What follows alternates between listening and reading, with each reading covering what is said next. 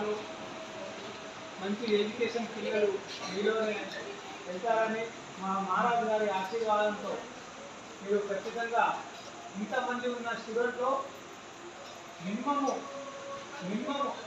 75% దాకా అయితే మీకు మంచి జాబు లేకుంటే మంచి భవిష్యత్తు ఏదో మా స్వామి వారు మీకు కలగాలని నేను హృదయపూర్వకంగా కోరుకుంటున్నాను.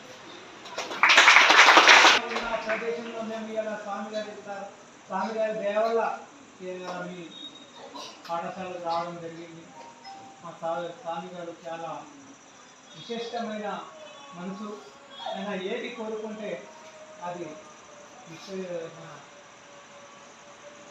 స్వయంభూ శివాలయం వెలిసిన ప్లేస్ కాబట్టి ఆయన ఏది కోరుకుంటే అది జరుగుతుంది.